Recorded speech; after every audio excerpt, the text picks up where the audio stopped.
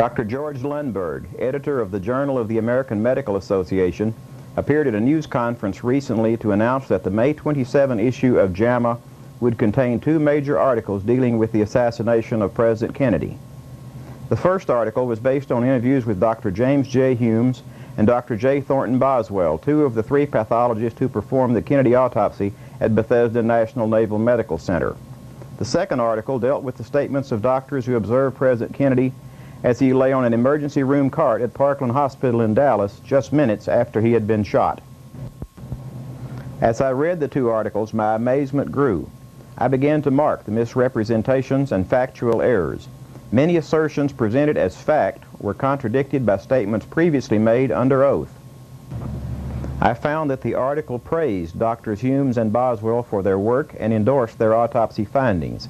I found that the article portrayed both Humes and Boswell as competent pathologists who took charge of the autopsy and performed without any interference. I found the article attacked all who believed there was a conspiracy in the Kennedy killing. At his press conference, Dr. Lundberg said that conspiracy theorists were motivated by paranoia and profits. The JAMA articles had particular criticism for Oliver Stone's movie JFK. It may or may not be coincidental that Lundberg held his press conference on the very day videos of the Academy Award-winning movie went on sale nationwide. But the greatest criticism was reserved for Dr. Charles Crenshaw, who has recently written a book arguing that President Kennedy was fatally wounded from the front, not by shots from the Texas School Book Depository in back of the President. In 1963, Dr. Crenshaw was a surgery resident at Parkland Hospital. He was present in the emergency room and saw President Kennedy while he was being treated. Dr. Crenshaw described an entrance wound in the front of Kennedy's throat, evidence of a shot from the front. The second wound? The second wound was here in the throat, right above the necktie. It was a small opening, very small, 3 to 5 millimeters, about the size of your little finger. Crenshaw also described a large wound in the back of the President's head, in the occipital region. From here, right, through. And taking out the back, or the occipital part, the back of your head. This was gone, in our view, and that's the reason we could see the cerebellum. In his book, Dr. Crenshaw located the exit wound in the occipital-parietal area in the back of the head. If Crenshaw is correct, President Kennedy was hit at least twice from the front, clear proof of a conspiracy. His Parkland colleagues attacked Crenshaw. Dr. Charles Baxter, who was also in the emergency room, said, "The only motive I can see is a desire for personal recognition and monetary gain." Dr. Malcolm Perry, who performed an emergency tracheostomy on Kennedy minutes after he was shot, said when he first read Crenshaw's book, he considered suing him, but soon came to feel sorry for Crenshaw. And Dr. Marion Jenkins, who was also in the emergency room, stated that Crenshaw was dead wrong in his conclusions. When I finished the two articles, I knew the distortions they contained had to be refuted, and so I began this video. The work has been done in haste and is not of the same technical level as a CBS special, but it is factual. Every assertion made here is taken either from Warren Commission documents, House Assassinations Committee documents, or from taped interviews with the persons identified. There is no material from books by so-called conspiracy buffs. As we begin our investigation, it should be emphasized that the confrontation here is not one between the doctors involved in this case and me. The confrontation is between what Drs. Humes, Boswell, Perry, Carrico, Jenkins, Baxter, and Lundberg have set forth as the truth in the JAMA article and what they have said in the past. The conflict is between the Lundberg article and the past statements of the principals involved. Dr. Lundberg and author Dennis Brio suggest that Dr. Crenshaw may not even have been present in the trauma room in Dallas to see Kennedy's body. Dr. Lundberg, who is described in one of the articles as, quote, a stickler for details, notes that Crenshaw is not mentioned in the Warren report. What Dr. Lundberg doesn't say is that Dr. Crenshaw is mentioned 8 times by 5 others in the emergency room. These references are in Volume 6 of the 26 volumes of Warren Commission hearings and exhibits. Did Lundberg check this or didn't he? What did the Dallas doctors see in the emergency room on Friday, November 22, 1963? Do their observations agree with the autopsy done hours later in Bethesda, or with the photographs of President Kennedy's body which are said to have been taken at that autopsy? The autopsy identified a small entrance wound in the back of President Kennedy's head and a large exit wound on the right side of his head. This showed that Kennedy was hit from the rear, with the exit wound in front of the alleged entrance wound. Photographs of the back of Kennedy's head show the same pattern: a small entrance wound in the back of the head and a large explosive wound in the right front, again said to be proof of a fatal shot from the rear. It should be noted that the autopsy findings and the photographs supposedly taken to document those findings do not agree.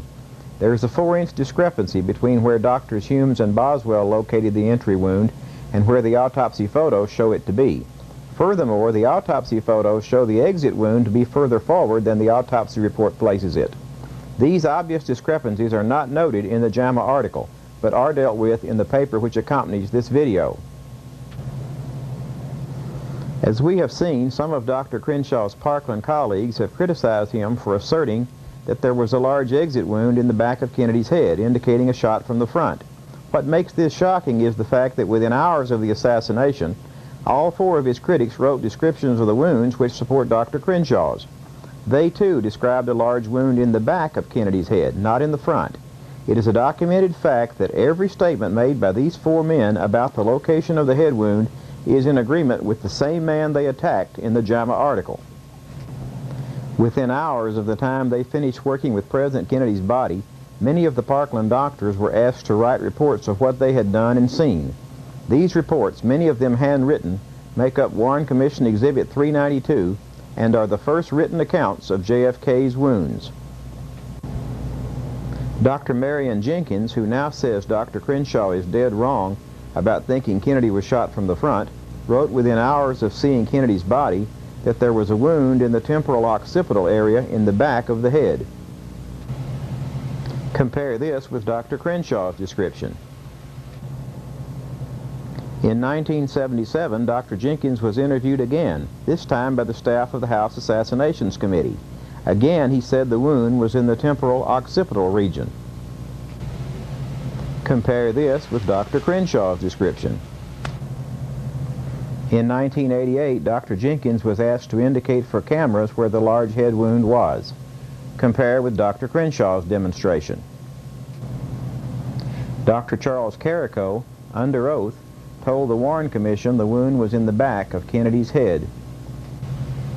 Again, compare with Dr. Crenshaw's description. Dr. Carrico also made statements to the House Assassinations Committee. He again located the wound in the occipito-parietal area. And here is Dr. Crenshaw's description. And in 1988, Dr. Carrico too showed the cameras where the head wound was. And again, we compare with Dr. Crenshaw. Dr. Baxter, who says Crenshaw must have wanted publicity and money when he claimed Kennedy had a large exit wound in the back of the head, wrote within hours of seeing Kennedy's body, quote, "The right temporal and occipital bones were missing and the brain was lying on the table."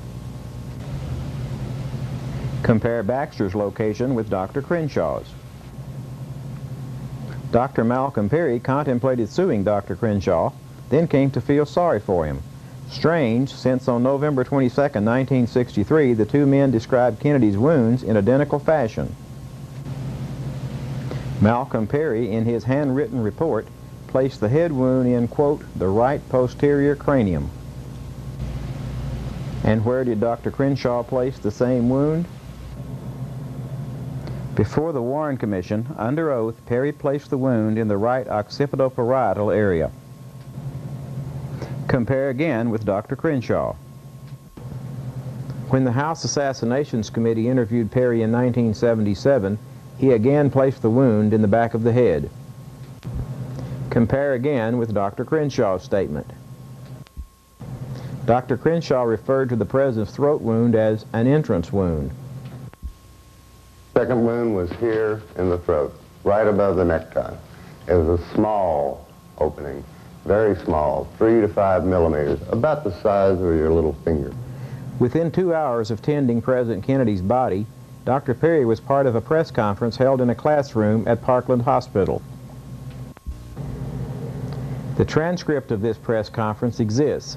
It is White House Transcript 1327C and is located in the LBJ Library in Austin, Texas.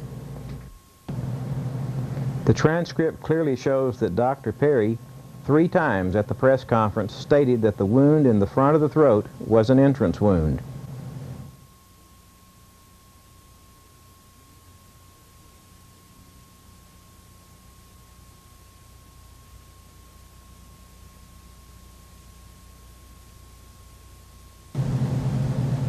Compare those statements with Dr. Crenshaw's. Other Dallas medical personnel who were in the Parkland emergency room have located the head wound they saw. Without exception, they placed the wound, as Dr. Crenshaw and his 4 detractors do, in the back of the head.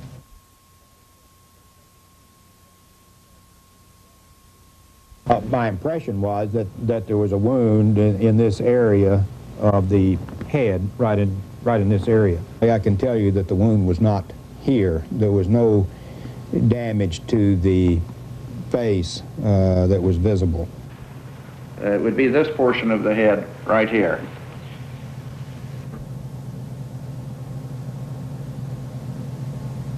There was a massive wound at the back of his head. It appears that Dr. Crenshaw's views, far from being orphans, have a lot of relatives. None of this is in the JAMA article. Did Dr. Lundberg, a, quote, stickler for detail, not bother to read the record of the men he quoted?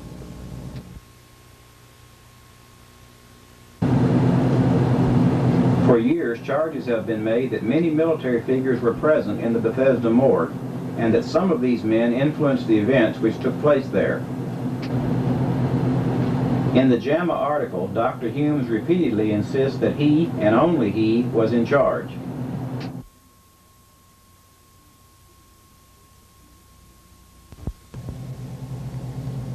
Humes further states that there were few military men in the morgue and they had no influence on what happened there.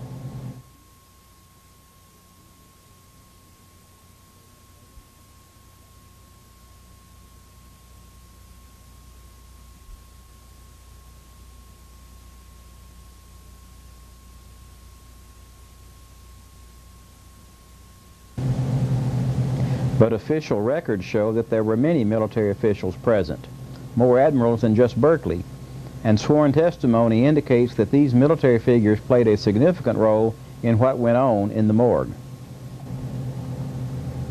2 FBI agents, James Siebert and Francis O'Neill, were present during the autopsy. In their report, filed after midnight, they noted the name of every person present in the morgue. The list seems to have a tinge of brass.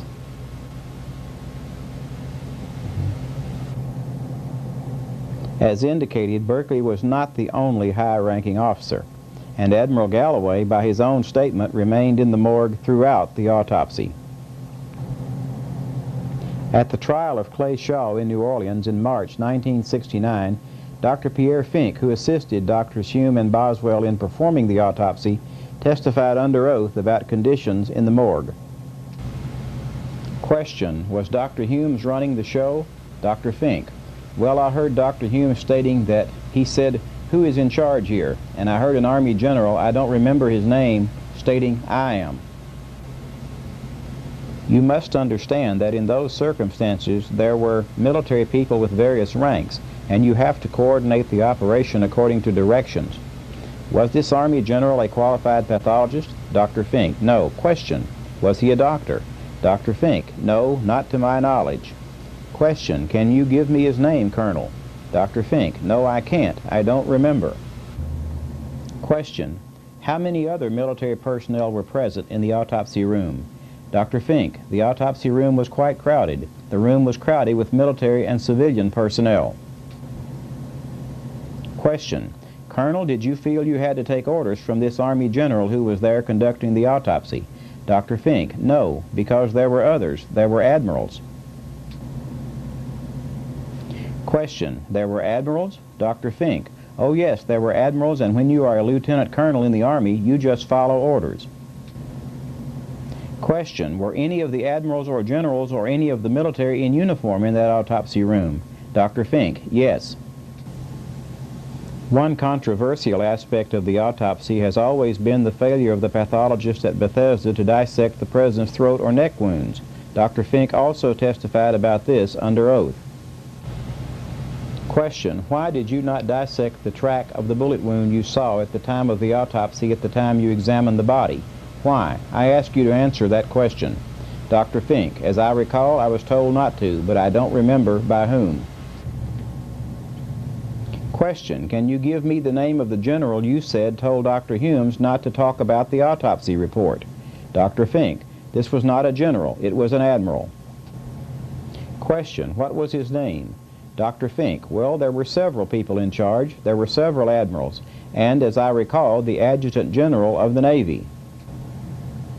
Question. Do you have a name, Colonel? Dr. Fink. It was Admiral Kinney, Kinney, as I recall. Examination of the clothing of the victim is a standard part of a medico-legal autopsy. According to Dr. Fink, an officer denied his request to see President Kennedy's clothing. Because key dissections had not been done and all organs had not been examined, Dr. Fink did not wish to mark the box on the autopsy sheet which indicates a complete autopsy. An officer said it must be marked as a complete autopsy. And Dr. Humes apparently agreed.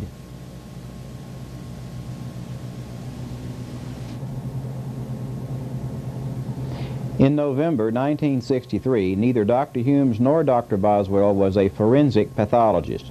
Both were, of course, pathologists. In the JAMA interviews, both Humes and Boswell insist that they had done autopsies involving gunshot wounds prior to examining Kennedy's body. The record indicates otherwise. The House Assassinations Committee wrote he, meaning Humes, had not performed autopsies in death due to shooting previously. Neither had the other autopsy pathologists. So they were required to do an autopsy that, by experience and by the way our society is structured, is reserved for forensic pathologists. When he testified under oath before the Warren Commission, Dr. Humes was asked specifically if he had done gunshot wound autopsies before. As you can see, he did not answer the question.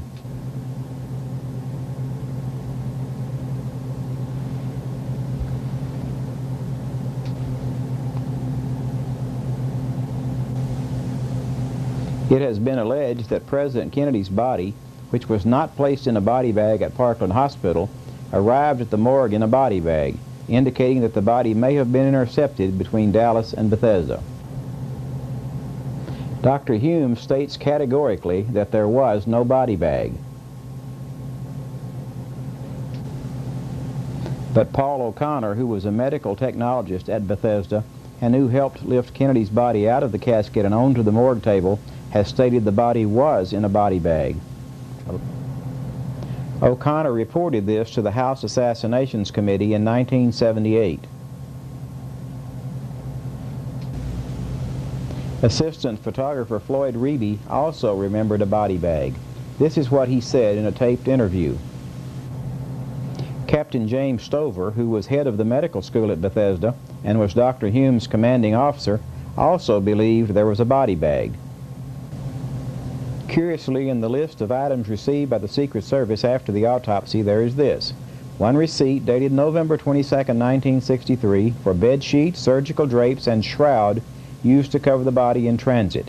In a taped interview, Captain Stover said the shroud was probably the body bag.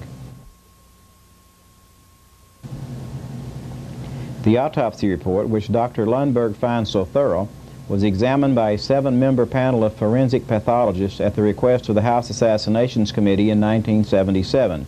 This panel found so many shortcomings in the works of Humes and Boswell that they cannot all be discussed in this video. A separate fact sheet discusses these flaws in the Bethesda autopsy. Part of Humes' autopsy report reads like a brief for the prosecution. Material which is clearly hearsay is included. In his handwritten second draft of the autopsy report, Dr. Humes wrote, quote, "3 shots were heard, and the President fell face downward to the floor of the vehicle," close quote. Later, he marked out "fell face downward to the floor of the vehicle" and inserted instead "fell forward." Humes was 1,200 miles away from the scene of the shooting. Why is this in the autopsy report? And did Kennedy fall forward when shot?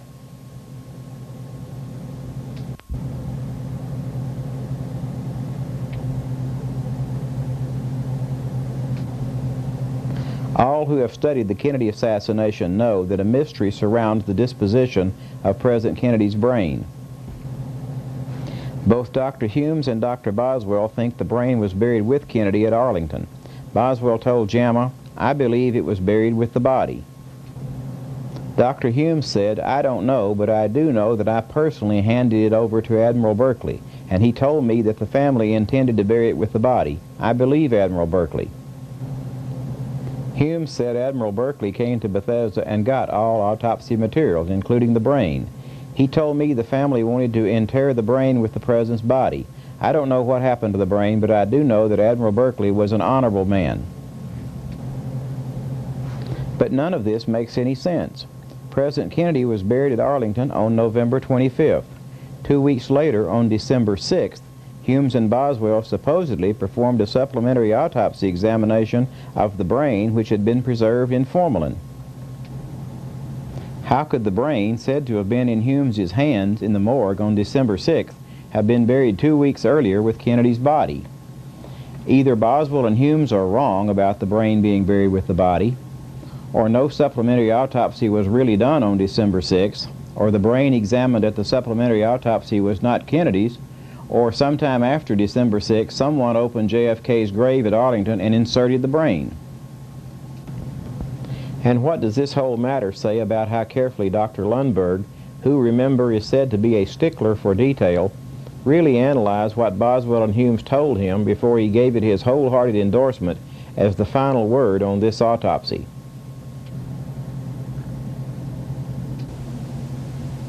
A detailed examination of the errors and contradictions in the JAMA article is contained in a written report which accompanies this video. The conflict here is not between the doctors and me. The conflict is between the doctors and themselves, between what they say now and what they have said for the record. The JAMA article is superficial, error-filled, and intellectually dishonest.